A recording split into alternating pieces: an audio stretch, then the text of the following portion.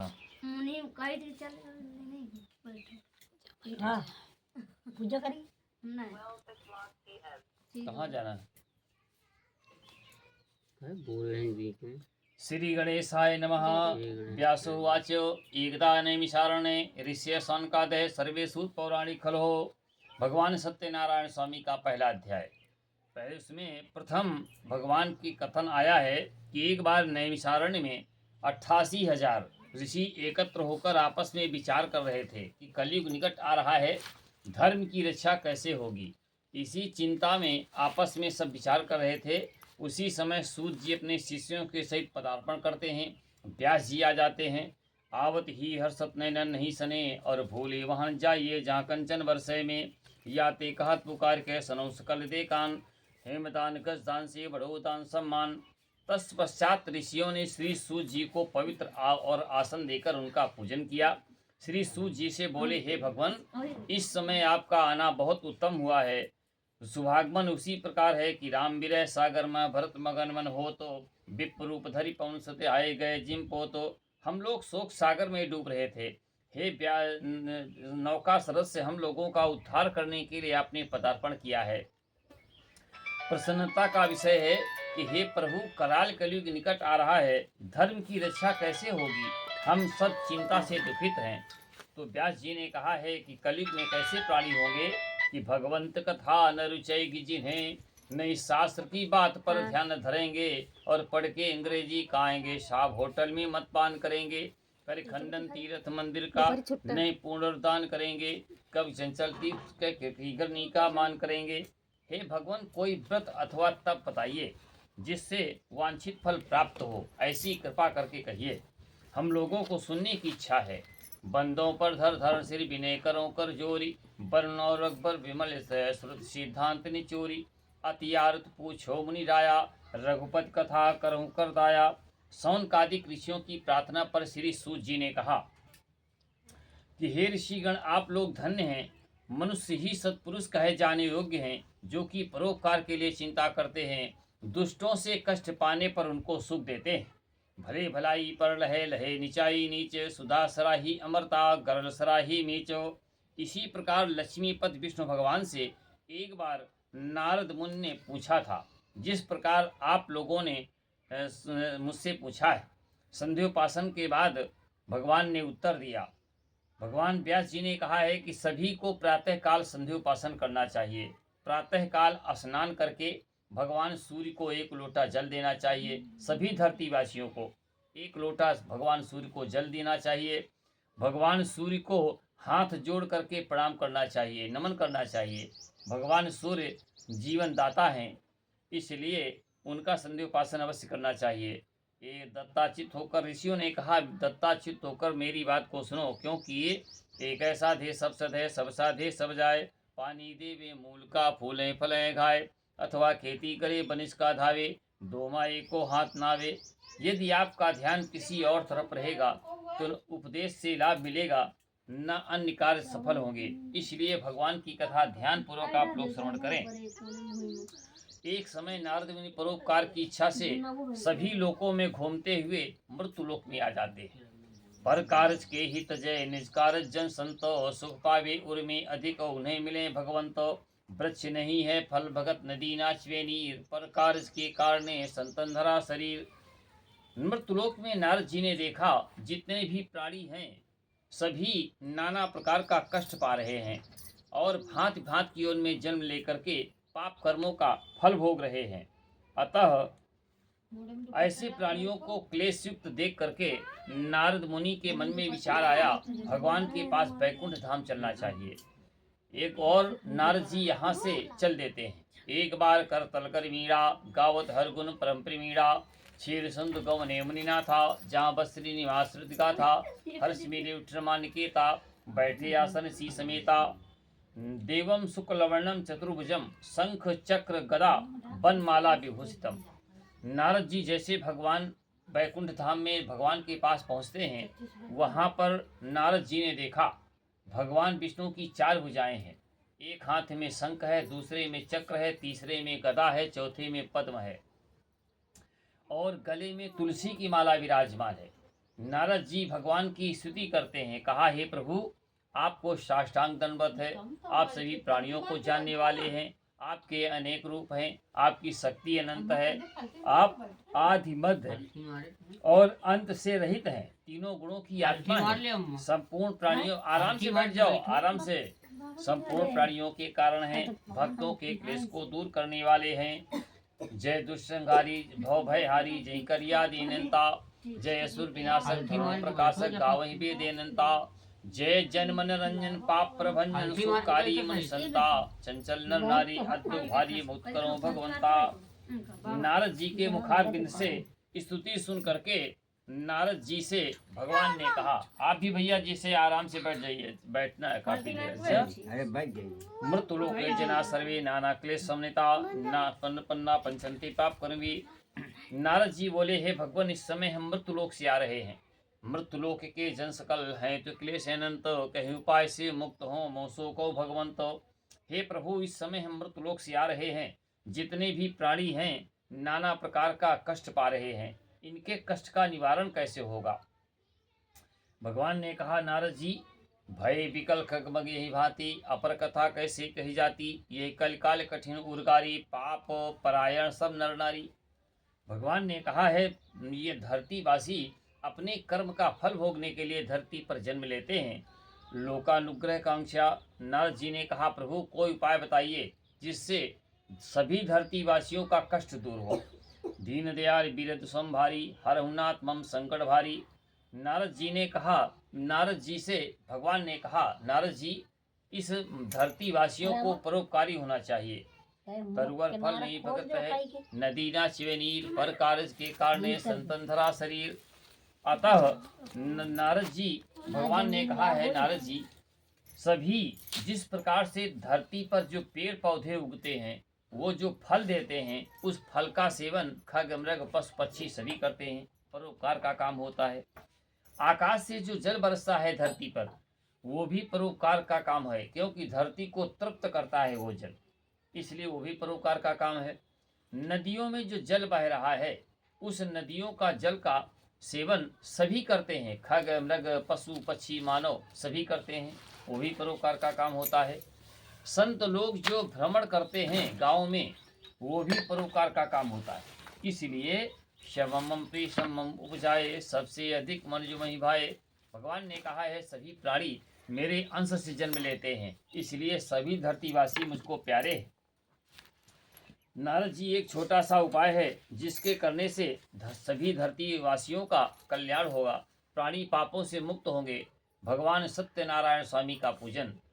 चौयुग चौसुत नाम प्रभाव, कल विशेष नहीं अनुपाओ। भगवान विष्णु का पूजन। नारद जी ने कहा, प्रभु, आपके पूजन का कैसा फल है, क्या विधान है, कैसे करें धरतीवासी? तब भगवान ने कहा है, दुख शोकादि शमनम, धन धान्यम प्रवर्धनम। कदली नाम केले का पत्ता रख करके कलश की स्थापना करें, कलश बनावें, फिर गौरी का पूजन करें, फिर भगवान की मूर्ति का स्नान करावें, नवग्रह का पूजन करें, फिर भगवान की कथा का श्रवण करें, फिर भगवान के सामने प्रसाद को अर्पण करें और फिर हवन करें, अंत में आरती करें, फिर भगवान का प्रसाद प्राप्त करें। ऐसा करने से सभी धरतीवासियों के दुख और शोक नष्ट होंगे, धन धान्य की प्राप्ति होगी, सुख और सौभाग्य मिलेगा, संतान की प्राप्ति, मनोकामनाएं पूर्ण होंगी, सभी बाधाओं का निवारण होगा। एते कति मनुष्याणाम, ऐसा भगवान का पूजन करने से सभी मनोकामनाएं पूर्ण हो जाती हैं।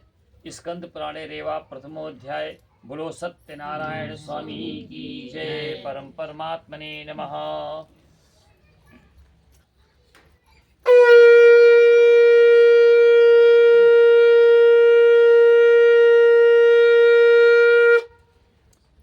दूसरे अध्याय की कथा प्रारंभ होती है। दूसरे अध्याय की कथा में भगवान, फूल थोड़ा सा खत्म है, मतलब फूल थोड़ा सा होना चाहिए। गिरा है।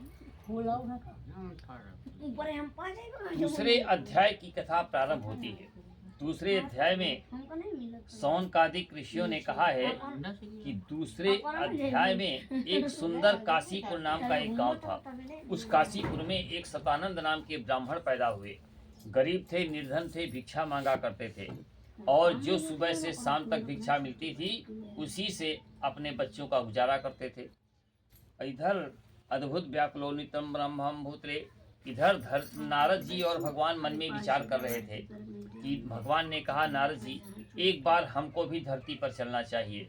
ईश्वर अंश जीव अविनाशी, चेतन अमल सहज सुख राशि। मेरे अंश से जो प्राणी धरती पर जन्म लेते हैं उनका जीवन कैसे होता है, ये सब मुझे भी सोचना चाहिए। अतः भगवान वहाँ से नारद जी के साथ चल देते हैं। धरती में जैसे पैर कदम रखा, भगवान साधु के भेष में नारद जी बदल गए और सभी को देखते चले जा रहे थे। खग मृग पशु पक्षी मानव कैसे रह रहे हैं। नारद जी सामने पड़ जाते हैं। नारद जी ने सामने पढ़कर देखा भगवान साधु के भेष में है, उनको प्रणाम किया और सतानंद ने भगवान से कहा, प्रभु उत्तम खेती मध्यम बान अधम चाकरी भीख निदान। जिसके पास खेती है खेती से अन्न पैदा करके अपनी गृहस्थी चला लेता है। जिसके पास खेती नहीं है, कोई धंधा है व्यवसाय है, उससे अपनी गृहस्थी चला लेता है। जिसके पास खेती और व्यवसाय नहीं है, कोई नौकरी है, नौकरी से अपना गुजारा कर लेता है। प्रभु सतानंद ने कहा, भगवान हमारे पास न खेती है, न व्यवसाय है, न नौकरी है, भिक्षा जो मिलती है उसी से गुजारा होता है। प्रभु कोई उपाय बताइए आप। त्वस्य पूजन विप्रः मुक्तो भवति मानवः। अंत में भगवान ने कहा, सतानंद जी इस धरती का नाम कर्म भूमि है। यहाँ पर सभी को अपने कर्म का फल भोगने के लिए आना पड़ता है। भगवान ने कहा है, जब कर्म का फल भोगने का समय आता है तो हम धरती पर भेज देते हैं प्राणी को। किसी न किसी माँ के गर्भ से जन्म हो जाता है। फिर भगवान ने कहा है कि हम छठी के दिन जाते हैं। इसीलिए धरती की जो हमारी माताएं बहनें हैं वो छठी के दिन सारी रात दीपक जलाती हैं। उस दिन भगवान आते हैं। जन्म लेने वाले बालक के मस्तक पर 5 चीज़ें लिख के जाते हैं। आयु कर्म च वित्तम च विद्या निधन में च पंचैतानि सर्जन्ते गर्भस्थै हृदयिनः। भगवान ने कहा है कि हम 5 चीजें लिख देते हैं, प्राणी को पता नहीं चलने देते। आयु कर्म च वित्तम च, इस प्राणी ने यहाँ जन्म लिया है, इसकी आयु कितनी होगी, जितनी आयु लिखा है उतना ही भोगेगा। फिर भगवान ने कहा है दूसरी लिख देता हूँ कर्मम च, काम क्या करेगा, किसान बनेगा, मास्टर बनेगा, डॉक्टर बनेगा, ये भी लिख देते हैं। फिर भगवान ने कहा तीसरी चीज लिख देते हैं उसके जीवन में कितना धन होगा।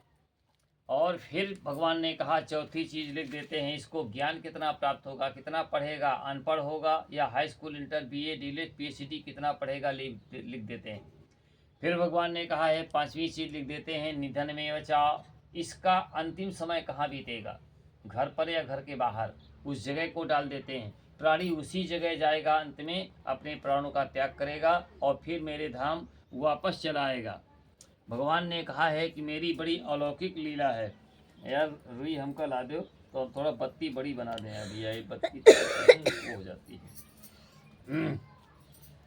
तो भगवान ने कहा है कि मेरी बड़ी अलौकिक लीला है। जब हम प्राणी को धरती पर भेजते हैं तो खाली हाथ भेजते हैं और जब वापस बुलाते हैं तो फिर खाली हाथ बुलाते हैं।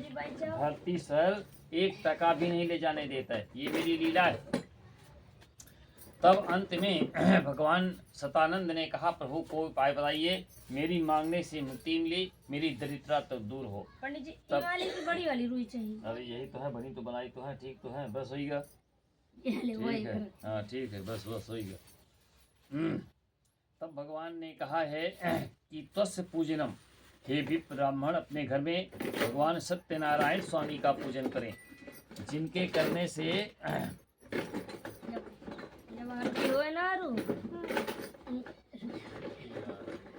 तब भगवान ने कहा है तो पूजनम विप्रह, आप सतानंद जी अपने घर में जाकर ब्राह्मण को बुलाकर और भगवान का विधि पूर्वक पूजन करें। किम फलम किम विधानम च, किम फलम किम विधानम च। तब भगवान ने कहा है कि कदली नाम केले का पत्ता रख करके और फिर कलश की स्थापना करें और फिर गौरी का पूजन करें, कलश का पूजन करें, नवग्रह का पूजन करें, शालिक राम की मूर्ति का स्नान करावें और फिर भगवान की मूर्ति का स्नान करा करके भगवान की कथा का श्रवण करें, प्रसाद को अर्पण करें और फिर हवन करें, आरती करें। ऐसा करने से आपके सारे दुख दर्द दूर होंगे, मनोकामनाएं पूर्ण होंगी, बाधाओं का निवारण होगा। इस प्रकार से भगवान का पूजन भगवान बता करके अंतर्ध्यान हो जाते हैं और सतानंद मांगने चल देता है। जाते ही दुगनी भिक्षा मिल जाती है। दुगनी भिक्षा लेकर के घर पहुंचता है। ब्राह्मण को बुलाकर अपने बंधुजनों के साथ भगवान की कथा को सुना और उसी समय जिस समय भगवान का वो पूजन कर रहे थे उसी समय एक लकड़हारा लकड़ी बेचने के लिए उसी गांव में घूम रहा था। शंख की आवाज़ पड़ जाती है, देखना शंख की आवाज़ पड़ जाती है। उसी दरवाजे पहुंच जाता है जहां पर भगवान की कथा हो रही थी। सतानंद बैठ जाते हैं, भगवान की कथा को सुना, प्रसाद को खाया और अंत में फिर सतानंद जी प्रसाद खा करके अंत में वो लकड़हारे ने कहा, भगवान आपका पूजन का विधान इस प्रकार का है, मैं भी भगवान का पूजन करूंगा। अंत में पूजन का विधान सुन करके समुद्रतः एकस्मिन् काले विप्रस गृहमागतौ, अंत में वो लकड़हारा लकड़ी लेकर के चल जाता है। वही काष्ठम जाते ही दुगनी भिक्षा मिल जाती है और दुगनी भिक्षा मिल करके अंत में प्रसन्नता से वो भुक्त्वा नगरम ययौ सत्यदेवस्य व्रतमुक्तमं च जगाम नगरे, अपने घर जाता है। फिर भगवान के विधि का विधान जो लकड़ी बेचने से मिलेगा उसी से भगवान का पूजन करने के लिए उद्यत हो जाता है। ब्राह्मण को बुलाकर अपने घर में विधि विधान से भगवान का पूजन किया और फिर वो हर पूर्णमासी को भगवान का पूजन करके अंत में वैकुंठ को प्राप्त कर दिया। स्कंद पुराणे रेवा द्वितीय अध्याय। बोलो सत्यनारायण स्वामी की जय। परम परमात्मने नमः।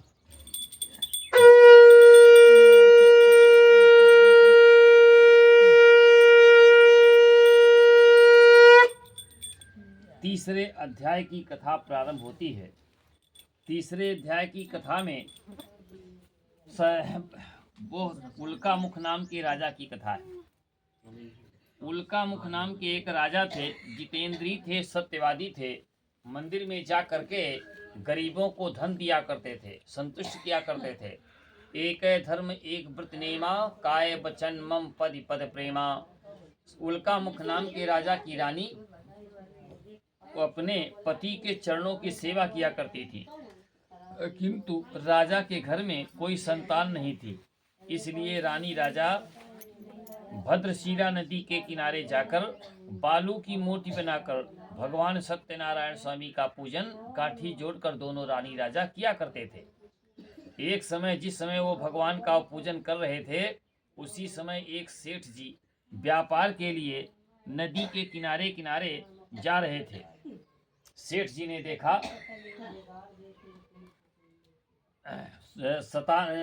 अंत में उसी समय सेठ जी देखा हमारे देश के राजा कथा सुन रहे हैं, नाव को रोक दिया, जा करके बैठ गए। भगवान की कथा को सुना, उन्होंने प्रसाद खाया। उन्होंने देखा हमारे देश के राजा हैं। सेठ जी ने कहा, राजन हमारे देश के आप राजा हैं, आप किसका पूजन कर रहे हैं? उल्कामुख नाम के राजा ने कहा कि हम भगवान सत्यनारायण स्वामी का पूजन करते हैं। इनके करने से सभी बाधाएं दूर हो जाती हैं, मनोकामनाएं दूर हो जाती हैं और लक्ष्मी से घर के भंडार भर जाते हैं और इस प्रकार से हमारी इच्छाओं की पूर्ति होती है। अंत में लकड़हारे सतानंद उल्कामुख नाम के राजा ने कहा कि मेरे घर में अपार संपत्ति है किंतु मेरे घर में कोई संतान नहीं है, इसलिए मैं संतान के कारण अपनी रानी के साथ गांठें जोड़कर नदी के किनारे आकर बालू की मूर्ति बनाकर भगवान का पूजन करता हूँ। अंत में वो राजा ने सेठ को बताया, पति बिन सुनी मांग, पुत्र बिन है घर सुना, दो मुक्त के मार्ग, दो है दुख दूना। बिना पति के पत्नी की सुनी मांग कहलाती है और बिना पुत्र के घर सुना कहलाता है। ये दोनों बड़े कष्टदायी होते हैं। इस व्रत के प्रताप से बंसीन स्तुत पाए, निर्धन धन पावे, अधिक रंगराव हो जाए। अंत में इस भगवान के व्रत के प्रभाव से वंशहीन को वंश की प्राप्ति हो जाती है और निर्धन को धन की प्राप्ति हो जाती है और मनोकामनाएं पूर्ण हो जाती हैं। अंत में सेठ जी व्यापार का विधान सुनकर के कथा का विधान सुनकर अपने व्यापार के लिए चले जाते हैं। काफी समय तक व्यापार किया और अपने घर आते हैं। घर पर आकर के अपनी पत्नी से कहा कि एक भगवान सत्यनारायण स्वामी का पूजन है, जिनके करने से सभी मनोकामनाएं पूर्ण हो जाती हैं, बाधाओं का निवारण होता है और वो भगवान का पूजन करना चाहिए। शुक्ल पक्षे था शशि। अंत में सेठ कृपण थे, कंजूस थे। सेठ ने कहा कन्या के जन्म में बरही छठी इत्यादि में बहुत धन खर्च हो चुका, इस कन्या के विवाह के समय कर लेंगे। इतना कह करके चल देते हैं, अपने व्यापार में संलग्न हो जाते हैं। ना करो किमर्थम पूरा संकल्पित व्रतम, भगवान की बड़ी कृपा हो जाती है। 10 मास पश्चात सेठ के घर में एक कन्या का जन्म हो जाता है। सेठ की पत्नी ने कहा काल करे सो आज करे सो अब पल में प्रलय होएगी, बहुर करेंगे कब। सेठ जी आपने संकल्प किया था संतान होने पर भगवान की कथा सुनेंगे। भगवान घर में कन्या का जन्म हुआ है, अब आपको भगवान का पूजन करना चाहिए। सेठ ने कहा कन्या की बरही छठी इत्यादि में धन खर्च हो चुका, इसलिए कन्या के विवाह के समय देखेंगे। इतना कह करके चल देते हैं। काफ़ी समय जा कर के अपना व्यापार किया। व्यापार से घर आते हैं तो सेठ जी ने देखा हमारे घर में कन्या विवाह के योग्य हो गई है। अर्थो ही कन्या परकीयमेवा, कन्या पराया धन होती है। माता पिता अपने घर में 16 साल तक उसका पालन पोषण करते हैं। 16 साल के बाद जब विवाह के योग्य बढ़ने लगती है तो वर की तलाश करना शुरू कर देते हैं और सुंदर वर मिल जाने पर अपने कन्या का कन्यादान कर देते हैं। यह जिम्मेदारी सभी धरतीवासियों को निभाना पड़ता है, सभी को धरतीवासियों को करना पड़ता है। अंत में जामाता सहित बड़े भगवान की कृपा से सेठ जी कंचनपुर नगर में एक अपने सेठ पुत्र के साथ विधि विधान से अपनी कन्या का विधान से कन्यादान कर दिया। किंतु भगवान का पूजन करना भूल गए, भगवान नाराज हो गए। भगवान की हजारों आंखें हैं, भगवान सर्वत्र व्याप्त हैं। आकाश से देख रहे थे सेठ जी ने मेरा पूजन भुला दिया है, अब इनको कष्ट देंगे। लोभी पर सबृष्ट हैं देव पितर भगवान, पाता है यमलोक में कभी नहीं सम्मान। लोभी आदमी के ऊपर देव पितर भगवान सब नाराज हो जाते हैं।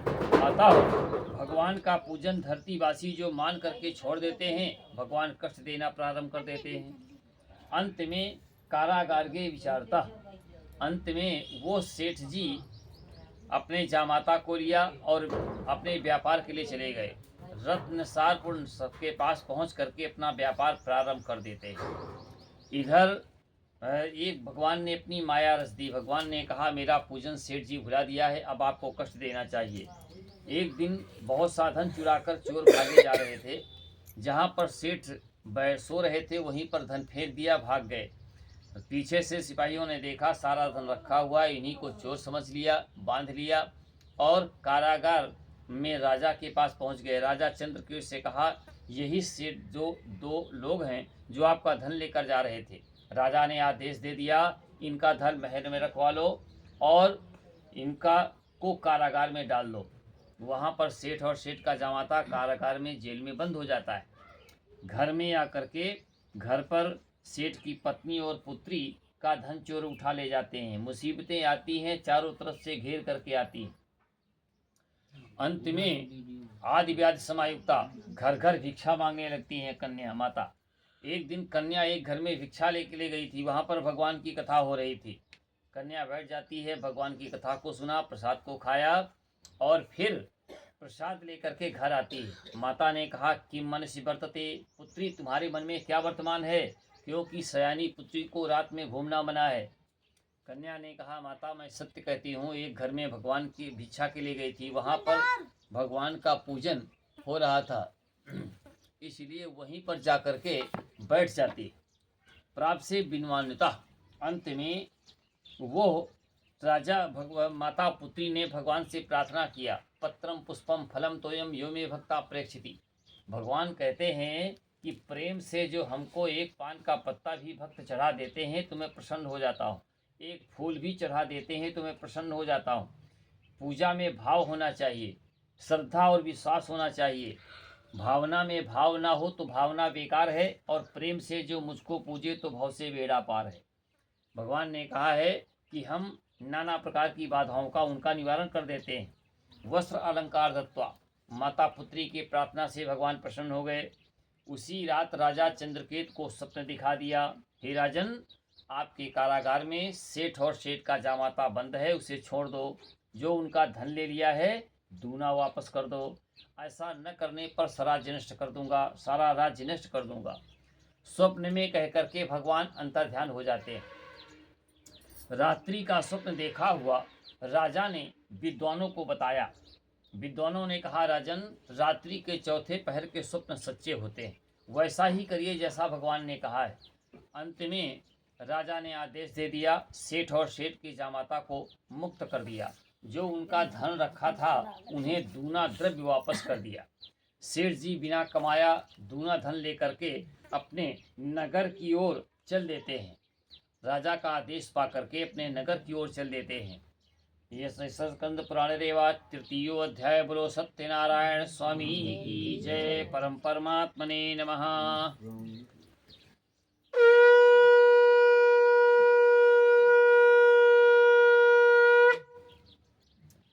चतुर्थो अध्याय प्रारभते। चौथी अध्याय की कथा प्रारंभ होती है। चौथी अध्याय में वही सेठ जी अपने नाव में सामग्री लेकर अपने नगर की ओर चल देते हैं। कुछ दूर चलते चलते एक जगह नदी के किनारे रुकते हैं। नदी के किनारे रुक करके स्नान किया। स्नान करके वो खाने की सामग्री लेने के लिए बैठे थे। उसी समय एक तुरंत भगवान आकाश से चल देते हैं। भगवान के मन में विचार आया, सेठ की एक बार परीक्षा लेनी चाहिए। आकाश से प्रभु चल देते हैं। धरती पर कदम रखा, साधु के भेष में बदल गए। वहीं पहुंच गए जहां पर सेठ जी खड़े थे। भगवान ने कहा सेठ जी से कि सेठ जी, आपकी नाव में क्या क्या लदा है, मुझे सुना दीजिए। भगवान ने कहा, धन चाहिए? भगवान हंसने लगे। उन्होंने कहा, नहीं, मुझे धन नहीं चाहिए, मुझे केवल सामग्री सुनना चाहता हूँ। सेठ भगवान के सामने फिर झूठ बोल देता है। धन को छिपा दिया और कहा, जो सामान लता उसे सुन लीजिए। हरड़ भैरा बरगुलर बनास्पाती भसना ब्रह्मरी भीड़ तेज पारा है। मांगी मिर्च मंजूस फल केसर कपूर काजनी छुआरा है। पीपर पीर आंवला अजावाइन आलू बुखारा है। चंदन चंद्रवा लौंगलाची सोडवान खारा है। तेजपात धनिया सौंफ जीरा काली मिर्च हिंग हल्दी आदि गर्म मसाला है। सालिम सुरती बनारस का श्वेत कटनी का काला है। जवा खाल जहर मार सिंधिया सुहागा अमिल तासाला है।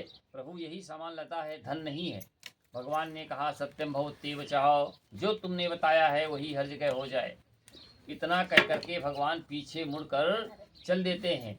और जैसे ही थोड़ी दूर जाकर के एक विशाल बरगद का पेड़ खड़ा था, भगवान उसी के नीचे बैठ जाते हैं।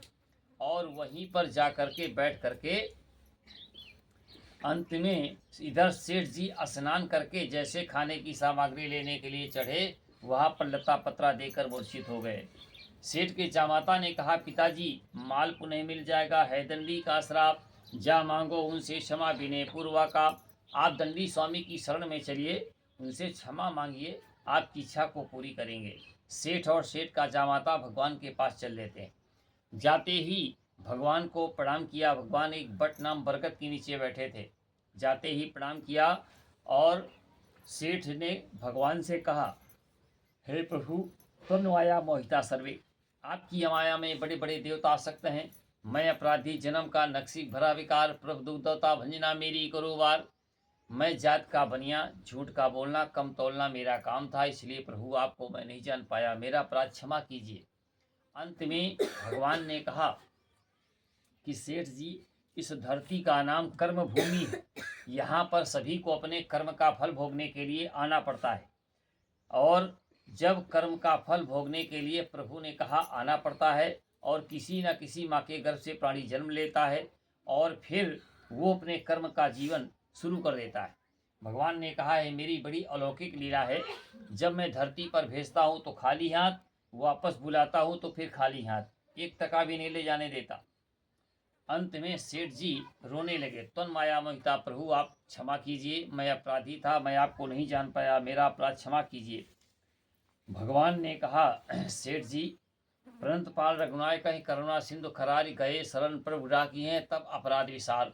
मोल मोल बो सूल पत त्यागो तुम अभिमान, भजऊ राम रघुनाय कहीं कृपा सिंधु भगवान। भगवान ने गीता जी में लिखा है कि मम उपासना जो पुरुष करते नित्य मेरा ध्यान धर, मैं तृप्त करता हूँ उन्हें शुभ योग क्षेम प्रदान कर। अंत में ममाज्ञा दुर्बुद्धे। भगवान ने सेठ को फिर एक बार समझाया, सेठ जी, धन के घमंड प्यारे मन से तुम दूर करो, दौलत खजाना माल सब यहीं रह जाना है। थोड़ी सी जिंदगी है, राम का ध्यान धरो। आए जिस घर से फिर उसी घर लौट चलना है। झगड़े लड़ाई का कुछ काम नहीं, मत किसी को किसी से बैर बढ़ाना है। लाखन में एक बात तुमको मैं बताता हूँ, किसी को सताओ नहीं, अंत में मर जाना है। इतना कह करके भगवान अंतर्ध्यान हो गए। परम वांछितम दत्वा, सेठ जी नाव में देखते हैं, नाव में सामग्री मिल जाती है, धन मिल जाता है, बड़े प्रसन्न हुए। बालू की मूर्ति बनाया, हवन किया, पूजा किया और हवन करके फिर अपने नगर की ओर चल देते हैं। चलते चलते सेठ अपने नगर के पास पहुंच गए। सेठ ने नौकरों से कहा कि घर में जाकर संदेशा दे दो, 12 साल मुझे बाहर रहते हुए बीत गया, 12 साल से मेरी पत्नी मेरी पुत्री बहुत व्याकुल होंगी। संदेशा दे दो कि सेठ जी नगर के निकट आ गए। ऐसा शुभ समाचार नौकर घर जाते हैं। घर जा कर के सेठ की पत्नी उस समय हवन कर रही थी। नौकरों ने कहा, सेठानी आपके सेठ जी नदी के किनारे आ गए हैं। ऐसा शुभ समाचार जब पाया तो माता पुत्री बहुत प्रसन्न हुई। नौकर चले जाते हैं। इधर जल्दी में भगवान का पूजन हवन करके आरती किया, किंतु भगवान का प्रसाद खाना भूल गई और अपने पति दर्शन के लिए चल दिया। भगवान फिर नाराज हो गए। भगवान ने कहा, मेरा प्रसाद त्याग करके जा रही हो, मेरे प्रसाद से तुम्हारा पति सुंदर नहीं है। भगवान ने अदृश्य कर दिया। जाते ही माता पुत्री नदी के किनारे जाती हैं, वहाँ पर कोई नहीं था, रोने लगती हैं। ना जाने कस्य देवस्य, किस देवता की माया है, किस कारण से ऐसा हो रहा है। दोनों माता पुत्री रोने लगती हैं। भगवान ने आकाशवाणी कर दिया, हे कन्या, आप मेरा प्रसाद त्याग करके आ गई हो, इस कारण से आपका पति दर्शन प्राप्त नहीं हुआ। आप दोबारा घर जाइए, फिर घर जा कर के भगवान का हवन कीजिए, आरती कीजिए, प्रसाद खाइए, वापस इसी जगह आइए, आपका पति दर्शन प्राप्त होगा। दोनों माता पुत्री घर लौट जाती हैं। घर में जा कर के हवन किया और फिर भगवान का प्रसाद खाया, वापस उसी जगह गई। दोनों का अपना अपना पति दिखाई पड़ जाता था। दोनों ने अपने पति के साथ गांठी जोड़कर भगवान का पूजन किया और फिर भगवान का पूजन करके प्रसाद खा करके जीवित जन्म सकल फल पाए, अंत अमर पद सदन सिधाए। जब तक जीवन रहा वो अपने पति के साथ गांठी जोड़कर भगवान का पूजन किया, फिर वैकुंठ को प्राप्त कर दिया। दीनानाम परिपास्कंद प्राणेरेवा चतुर्थो अध्याय। बोलो सत्यनारायण स्वामी की जय। परम परमात्मने नमः।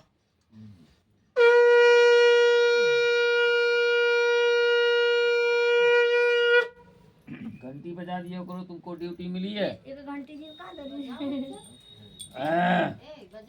परम वाचितम दत्वा देवताभ्यो नमो नमः। ले पंचमो अध्याय। एक 5वें अध्याय की कथा आती है। एक छोटी सी कथा 5वें अध्याय में। तो एक तुंगध्वज राजा की नीति पुर चाहिए, नृपति पालक प्रजा महान, देश शत्रु के सामने करे नमयान कृपान। 5वें अध्याय में एक तुंगध्वज नाम के राजा थे। एक बार वो जंगल से घर लौट रहे थे। आगत्य बट मूलम च दृष्ट्वा सत्यस्य पूजनम। एक बरगद का पेड़ था, उसी के नीचे भगवान की कथा हो रही थी। ग्वाल बाल लोग भगवान का पूजन कर रहे थे, डंडा लेकर के थोड़ा सा पढ़ना। तब बट मूलम च, उसी जगह राजा रुक जाते हैं। कथा की समाप्ति होती है। प्रसाद राजा को लेकर दिया गया।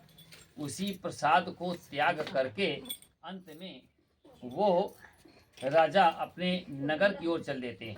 जैसे नगर की सीमा में प्रवेश किया, वहाँ पर तहस नहस देखा। राजा के मन में विचार आया, वहीं चलना ठीक है जहाँ पर भगवान की कथा हो रही थी। रंग करोति राजानम राजानतिमेव च धन्यम निर्धनम चैव निर्धनम धन्यमिथा। भगवान में इतनी शक्ति है कि वो राजा को भिखारी बना सकते हैं, भिखारी को राजा बना सकते हैं, धनी को निर्धन बना सकते हैं और निर्धन को धनी बना सकते हैं। प्रभु में इतनी शक्ति है। राजा वापस लौट आते हैं। उसी जगह आकर के ग्वाल बाल लोगों के हाथ का प्रसाद खाया। प्रसाद खा करके फिर अपने अंत में नगर में गए जैसा पहले था वैसा मिल जाता है। ऐसे दीनानांग भगवान सभी की मनोरथ इच्छा को पूरी करते हैं। भगवान के अनेक रूप हैं। प्रभु को कोई काल कहता है, कोई ईश कहता है, कोई सत्यनारायण कहता है, कोई सत्यदेव कहते हैं। भगवान सभी की इच्छा को पूरी करते हैं। ऐसे भगवान जिनका पूजन किया पूर्व जन्म में, उनका जन्म का हाल आता है। आपको पहली अध्याय में हमने सतानंद नाम के गरीब ब्राह्मण की कथा सुनाया। वो सतानंद दूसरे जन्म में सुदामा बनता है। द्वारिकापुरी में भगवान कृष्ण को 3 मुट्ठी चावल का दान दिया और मोक्ष को प्राप्त कर दिया। दूसरे अध्याय में लकड़हारे की कथा सुनाया, जिसने लकड़ी बेच करके भगवान का पूजन किया। वो दूसरे जन्म में मल्लाह बनता है। उसी मल्लाह ने राम लक्ष्मण सीता को नाव में बैठाकर पार कराया, भवसागर से मुक्त हो गया। तीसरे अध्याय में उल्का मुख नाम के राजा, जिनके कोई संतान नहीं थी, रानी राजा गांठी जोड़कर भगवान का पूजन नदी के किनारे किया करते थे, वो महाराज दशरथ बनते हैं। रंगनाथ की संपोज पूजा करके मोक्ष को पधारा। चौथी अध्याय में वो तुंगध्वज राजा मोरध्वज राजा बनता है। मोरध्वज राजा की एक छोटी सी कथा है। मोरध्वज राजा एक बार मोरध्वज राजा की परीक्षा लेने के लिए आकाश से भगवान देख रहे थे। भगवान की हजारों आंखें हैं। मोरध्वज राजा मनमाना दान दे रहा है, एक बार इसकी परीक्षा लेनी चाहिए। भगवान आकाश से चल देते, धरती पर कदम रखा, एक साधु के भेष में बदल गए और साधु के भेष में बदल करके अंत में मोरध्वज राजा के दरवाजे पर परीक्षा लेने के लिए भगवान चल देते हैं। जैसे रास्ते में जा रहे थे, एक खूंखार सिंह खड़ा था। भगवान ने एक रस्सी से उसको बांध लिया और उसको ले करके मोरध्वज राजा के दरवाजे पहुंच गए। भगवान ने आवाज़ लगाया, मोरध्वज राजा, मेरा सिंह भूखा है, इसे भोजन दो। भगवान ने कहा, मोरध्वज राजा नीचे उतर करके आता है, देखा भगवान खड़े हैं, एक सिंह बंधा खड़ा है। मोरध्वज राजा ने कहा, प्रभु आपका सिंह क्या खाएगा? राजा भगवान ने कहा, मोरध्वज राजन, आपके इकलौता पुत्र है, इकलौते पुत्र के अंग का मांस खाएगा। साथ ही शर्त है, तुम और तुम्हारी रानी पुत्र के ऊपर आरा चलावें। बड़ी कठिन परीक्षा थी। मोरध्वज राजा आश्चर्यचकित रह गए। अंत में मोरध्वज राजा ने कहा, प्रभु आप जैसा चाहेंगे वैसा होगा, क्योंकि आज तक मेरे दरवाजे से कोई खाली हाथ नहीं लौटा। अंत में भगवान मोरध्वज राजा ने अपनी रानी को बुलाया, गांठी जोड़वाया, पुत्र को बुलाया, आरा मंगवाया। जैसे पुत्र के ऊपर आरा रखा, पुत्र की आंख से आंसू बहने लगे। भगवान ने कहा, पुत्र को, राजा रानी को तो मैं बैकुंठ धाम भेजता हूँ, इस पुत्र ने मेरे सिंह को भूखा रखा है, आंख से आंसू बहा दिया, अब नहीं खाएगा। पुत्र को श्राप दे दिया।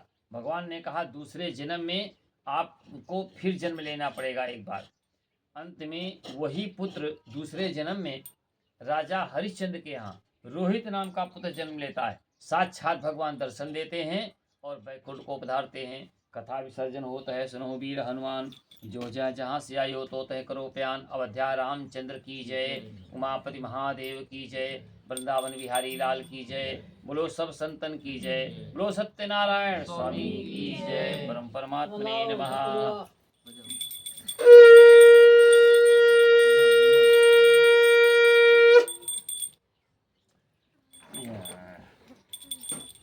भैया एक मिला ले